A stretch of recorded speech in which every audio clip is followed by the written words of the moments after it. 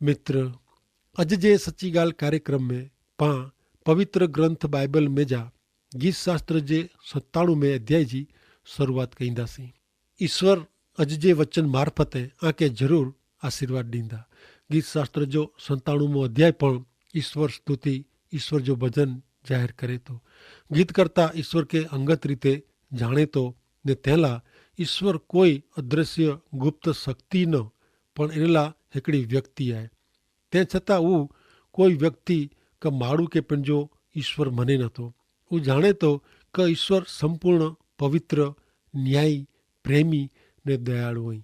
ईअं त पां 97, 98, 99 ने 100 ई चारो अध्याय जो अभ्यास करे वारा आहियूं, कारण चारो अध्याय घणे टूंका आहिनि।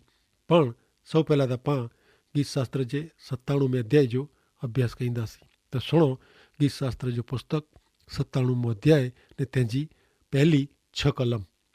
हिते लिखियलु आहे कि यहोवा राज कईं था, पृथ्वी जा लोक राजी थियो, टापू जो समाज मज़ा करियो, मेघ ने अंधकार इन जे आजू बाजू आहे, न्यायपणो ने इंसाफ़ इन जे राज्यासन जो पायो आहे।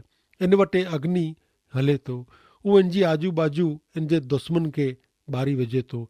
इन जी विजड़ी जगत खे अजवारो ॾिने ने उहो नेरीने पृथ्वी द्रोबई। ईश्वर वटे सॼे ब्रह्मांड जे ईश्वर वटे डूंगर मीण वारे जी पिघरी विया।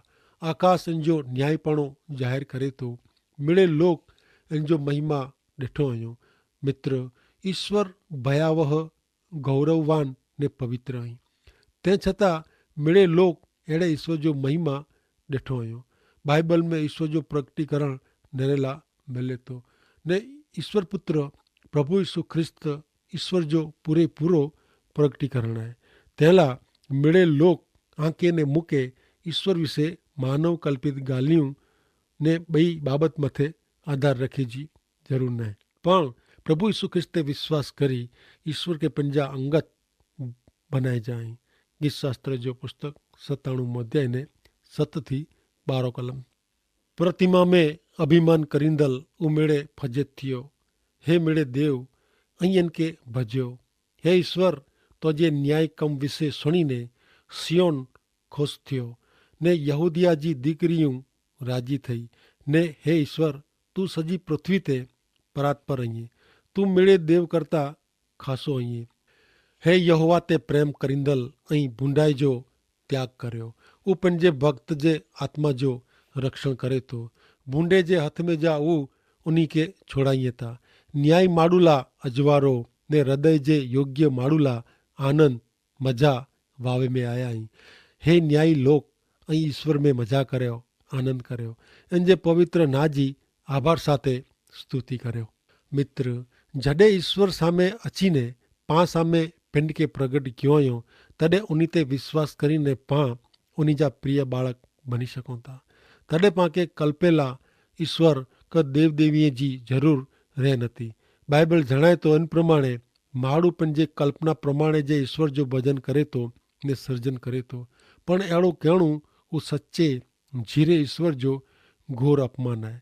मित्र, सत्य जीरे ईश्वर जॾहिं आजो जीवन परिवर्तन कयो, तॾहिं ऐं सचे दिल से ईश्वर जो भजन करियो था ने ईश्वर के सचो खासो प्रेम पण करियो था।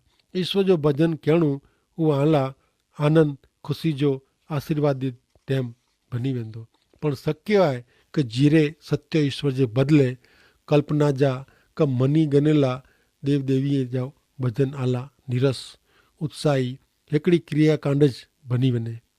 प्रिय मित्र, प्रभु यीशु ख्रिस्त पर जो विश्वास आंखे ईश्वर जे आनंद ने शांति से भरी ॾे थो। अचो हाणे मित्र पां कार्यक्रम में अॻियां वधंदे गीत शास्त्र जे 98 अध्याय जी शुरूआत कयूं। गीत शास्त्र जो पुस्तक 98 अध्याय ने तंहिंजी 1 थी 9 कलम पां सुणंदासीं। यहोवा वटे नवो गीत गायो, कीअं का उनी नवाई जहिड़ा कम कयो आहियूं। इन जे जमणे हथे पिंडला जीत मेड़वियो आहियूं। यहोवा पंहिंजो तारण जणायो, उहो पंहिंजो न्यायपणो विदेशीअ जी नज़र में प्रगट कयो आहियूं। उहो पंहिंजी कृपा ने विश्वास इज़राइल जे लोक लाइ संभारियो आहियूं। पृथ्वी जी मिड़े सीमा पंहिंजे देव जो तारण ॾिठो आहियूं। हे पृथ्वी जा मिड़े लोक ईश्वर वटे खुशी जा गीत गायो, आनंद मजा से भजन गायो, वीणा साथे ने वीणा ने गीत साथे यहोवा जा स्तोत्र गायो, तूरी ने रण सेंगड़े जे अवाज से यहोवा राजा वटे खुशी जो पुकार कर्यो, दरियो ने इनमें जा जो मिड़ेज जगत ने इन जा रहवासी गरजो, प्रवाह ताड़ी पाड़्यो, मिड़े डूंगर ईश्वर वटे भेरा थई खुशी जो पुकार कर्यो। ऊ पृथ्वी जो न्याय करेला अचे था, ऊ न्यायपणो जगत जो ने योग्य रीते लोक जो न्याय करींदा।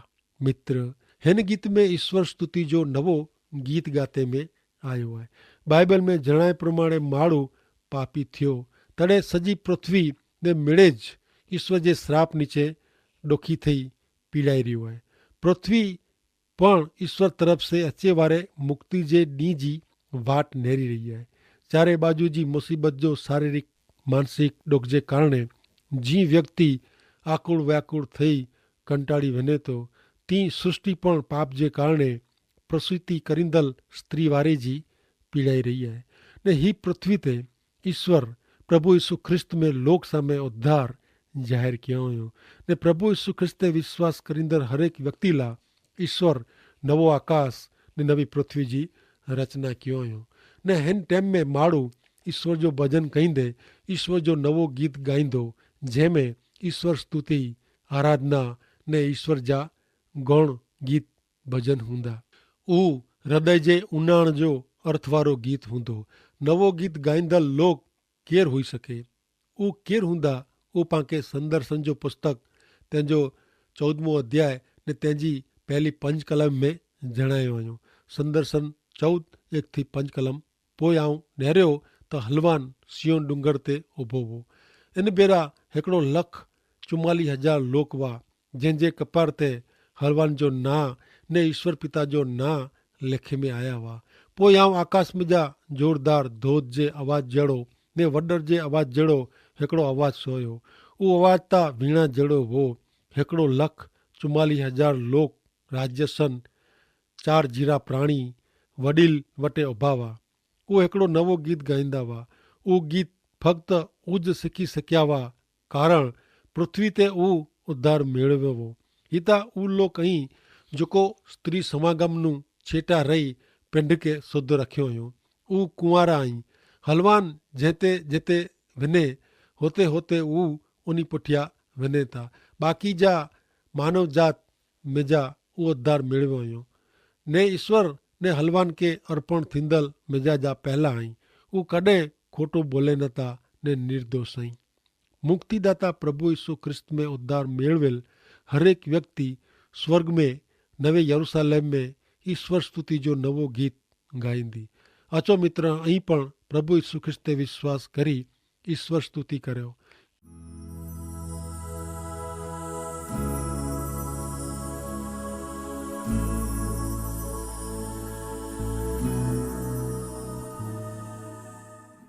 कार्यक्रम में अॻियां वधे हाणे पाण गीत शास्त्र जे 99 अध्याय जी शुरूआत कयूं था। हिन गीत में पण ईश्वर राज करींदल आहे ने अहिड़े ईश्वर जी स्तुति करे में आवई आहे। सुणो गीत शास्त्र जो पुस्तक 99 अध्याय ने इन जो गीत। ईश्वर राज कईं था लोक ध्रुबो, ऊ करुबिम ते बिराजे था, पृथ्वी डोगी विनो, यहोवा सियोन में वॾो आहे, ऊ मिड़े लोक करता ऊंचो आहे। ऊ तुंहिंजे महान ने भयावह नाह जी स्तुति करियो। ऊ पवित्र आहे, वरी राजा जो सामर्थ्य शक्ति इंसाफ के प्रेम करे तो। तू न्याय के स्थापीए तो, तू याकूब में इंसाफ ने न्यायपणो कईं तो। ऐं पंहिंजे देव यहोवा के वॾो मनो ने इन जे पायासन वटे भजन करियो। ऊ पवित्र आहे। इन जे याजक में मूसा ने हारून ने इन जे नामे अर्ज करींदल शमूएल पण यहोवा के अर्ज कयईं ने ऊ जवाब ॾिने। मेघ स्तंभ में जा इनके जवाब ॾिनो। ऊ इन जा नियम ने जेको विधि उन खे ॾिनो ऊ पारियो। हे यहोवा असांजा देव, तू उन खे जवाब ॾिने। जकी तू उन जे कम जो बदिलो वारे त पण उन खे माफ़ करींदल देवता तू है। पंहिंजे देव यहोवा के वॾो मनो। इन जे पवित्र डूंगर ते भजन करियो। कीअं कि पंहिंजो देव यहोवा पवित्र आहे। मित्र, हिन गीत में फिरी थी ईश्वर के सृष्टि जा राजा धीराज तरीक़े पवित्र ने न्याय ईश्वर तरीक़े प्रगट करे में आया आहिनि। ईश्वर एतिरा महान ऐं छतां हू प्रार्थना ने विनंती कईं था उन्ही जो सुणे था। जुने टाइम में भूतकाल में ईश्वर जे लोक जी प्रार्थना उन्ही सोयो हुयो। भूतकाल में ईश्वर जे लोक जी प्रार्थना ने विनंती करींदल जो सोयो तीं अॼु ने हेवर पण ईश्वर प्रार्थना सुणे ला तैयार रही। कोरो ऐं अहिड़ा जीरा सत्य ईश्वर के प्रार्थना करियो था। ईश्वर के अर्ज करींदल के प्रार्थना जो जवाब मिले थो। तंहिं भेरो ईश्वर के माफ़ी ॾींदल तरीक़े जणायो हुयो। प्रिय मित्र, ईश्वर पंहिंजे मेड़े पाप के भूसी विझे था ने भुली वञे था ने आंजे पाप के भूसे ला ईश्वर पुत्र प्रभु यीशु ख्रिस्त जो पवित्र निष्कलंक रक्त तैयार आहे। रक्त जेको मानव मुक्ति लाज क्रूस मथा वड़ाए में आयो आहे। ईश्वर विरुद्ध जा आंजा मेड़े पाप ईश्वर भूसी विझे ने भुली वञे उहो कोरो अजायब न आहे। बाइबल में जुने करार जे विभाग में यसाया जो पुस्तक 44 अध्याय ने 22 कलम में लिखल आहे। ईश्वर चए था, आउं तुंहिंजा पाप वॾर वारे जी भूसी विधाई, तूं मूं तरफ़ पाछो फिर कीअं का आउं तुंहिंजो उद्धार कयो आहे। प्रिय मित्र, अहिड़ी अजायब पाप जी माफ़ी आंखे अजज हेवर जोज ईश्वर पुत्र प्रभु यीशु ख्रिस्त में मिले थी।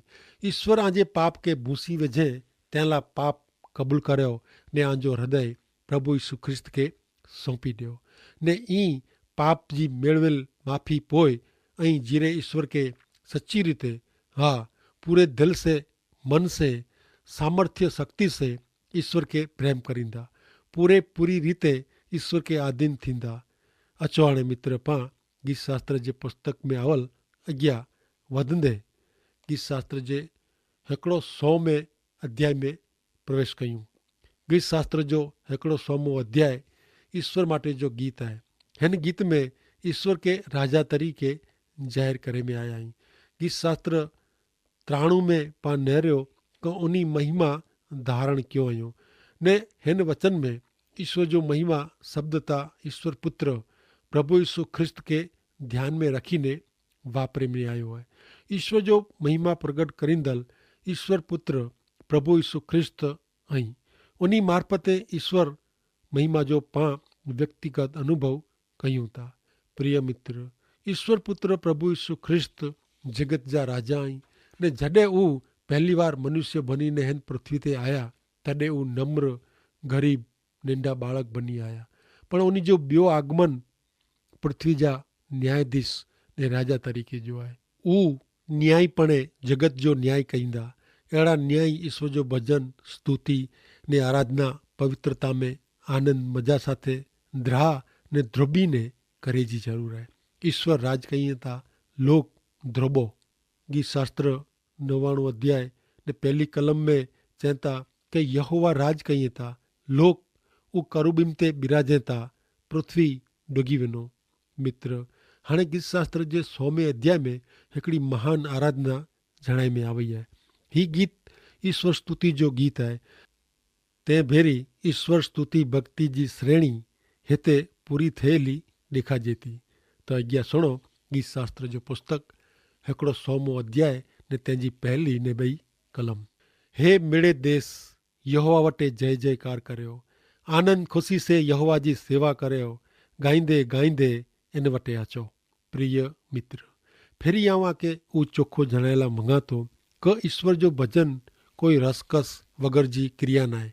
सच्चे ईश्वर जो भजन करेला फक्त ॿार जो ॾेखाव करे पुरतो कि लोक के वतायला कि पंहिंजे आत्म संतोष ला ईश्वर जो भजन करणु हू सच्चे ईश्वर के पसंदि न आहे। मित्र, ऐं कहिड़े ईश्वर जो कहिड़ी रीते भजन करियो था। कोरो तैसे आके कीअं सिख को उत्तेजन आनंद शांति ने ईश्वर साथे सत्संग क्यों आयो अहिड़ो लगे थो।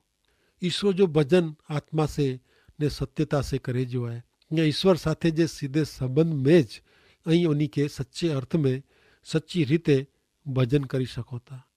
तंहिं ज गीत शास्त्र 100 अध्याय तंहिंजो पहलो ने ॿियो वचन जणाए थो कि आनंद से खुशी मजा से ईश्वर जी सेवा करो।